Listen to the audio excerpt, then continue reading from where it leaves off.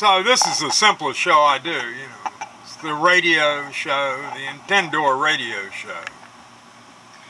And here today, well, as I said, it's supposed to be my feed read, and this is from Mark Schultz, who is editor for the local paper, Chapel Hill News, which is owned, I guess, and operated by the News and Observer, which is owned by the McClatchy Group now.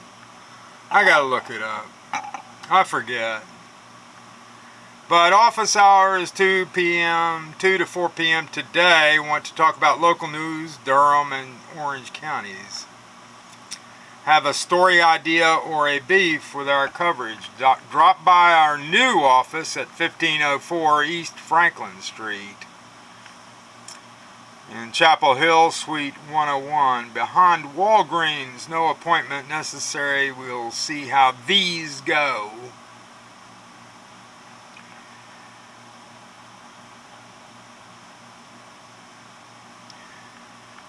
Well, stop the train.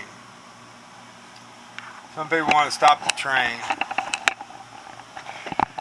What I wrote, as far as stories and things I care about, think about. I wrote something. I didn't know anything about this, and I don't know if I'd want to go down there. I might have. But I wrote, the hegemon of the local economy is developing a new land use plan. I'm supposed to get to see it after it is finished. Places live and die according to their utility as ports. Losses to all are planned into management of the local community airport, IGX. Run according to opposite best practices. How much is redlining and zoning the same thing in Chapel Hill and Carborough? Is it by inattention or design? If the tuitions are jacked up repeatedly, are the licenses for R&D ever raised on the corporations that get the benefits?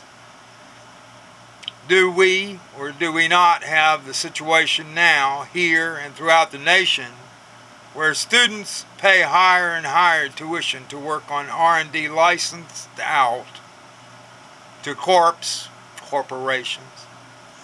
and government that no longer do their own, with only the corporations and the institutions getting the cash?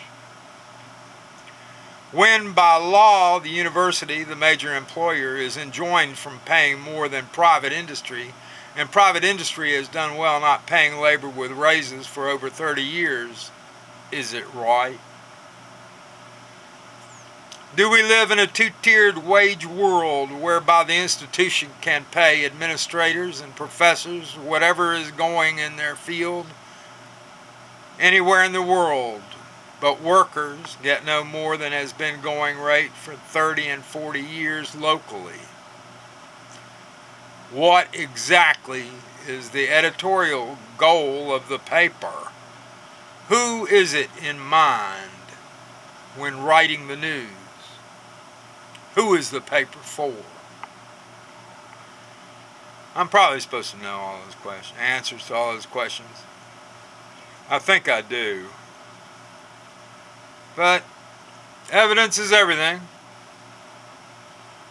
Stonewalling and silence are now better than propaganda,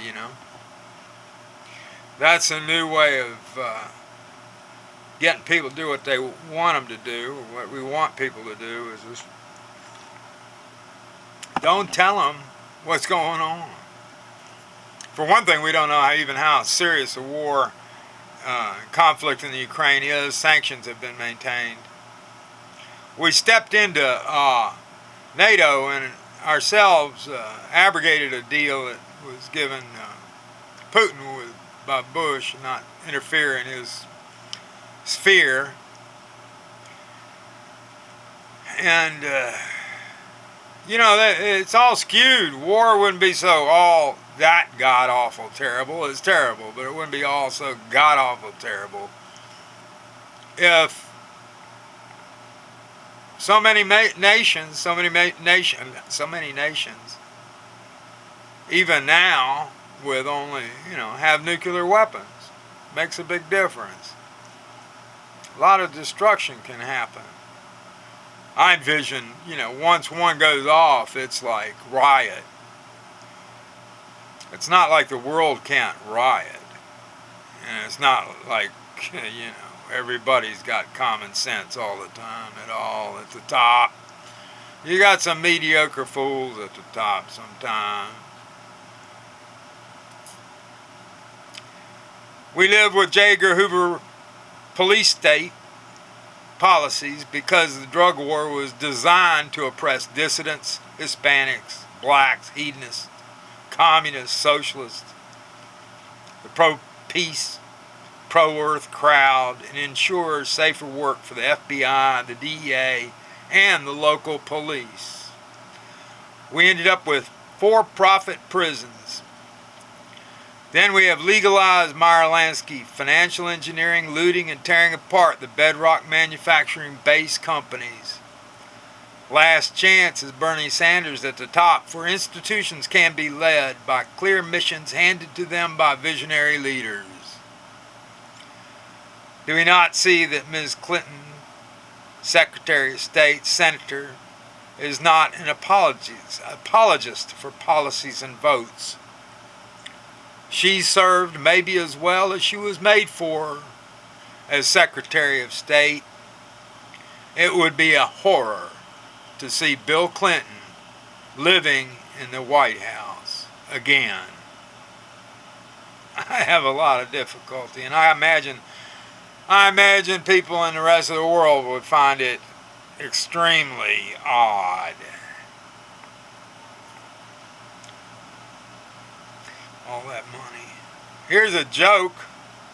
Trump 2016. There will be hell to pay.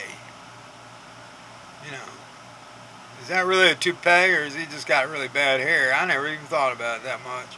I just thought he combed his hair that way. Yeah, he's probably bald.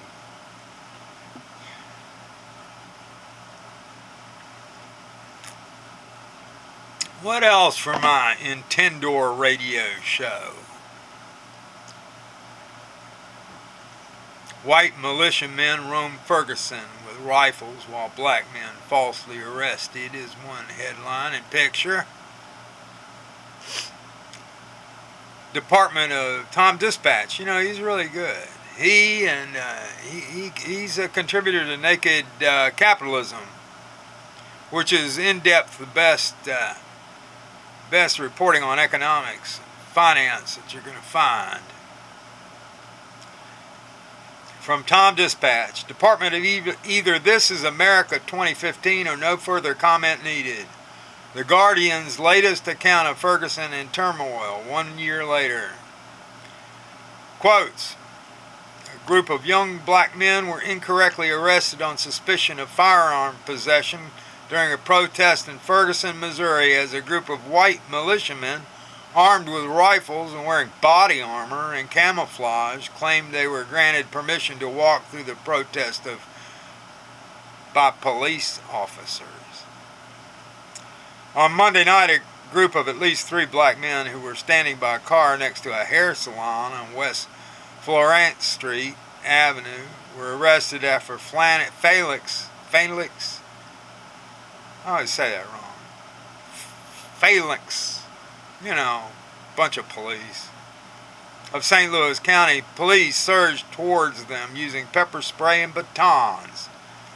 A spokesman for police department, should have been a spokesman for the police department, told the Guardian by email on Tuesday that officers had received information that the occupants or folks near that vehicle were possibly armed with handguns. But the spokesman later confirmed that none of those arrested during the swoop were in possession of any weapons. The treatment of those suspects who were wrestled to the ground and placed in plastic flexicuffs came in seemingly stark contrast to a group of white militiamen who arrived at the protest at around 1 a.m. after arrest occurred. carrying loaded M15 rifles with several magazine cartridges strapped across their body armor. The men belonged to a group called Oath Keepers, a collective of former and current military servicemen and police officers who claimed to defend the U.S. Constitution against all enemies, foreign and domestic.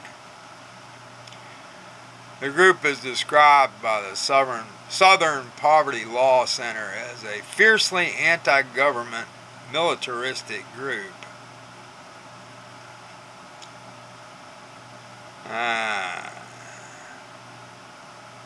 Well,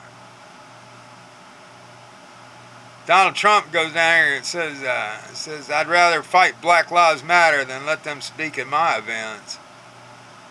You know, Bernie Sanders has shown a lot of grace dealing with that. More than I got, I think. Grace. Grace under pressure. That's something, isn't it? Sanders overtakes Clinton in the latest New Hampshire poll. I'm hoping that she'll throw him her support at one point.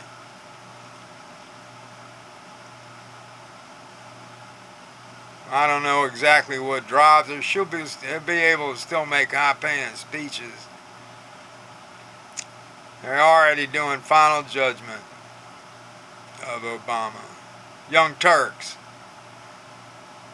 I'd watch it. I'd watch it with you. But I think we're running out of time. Thank you.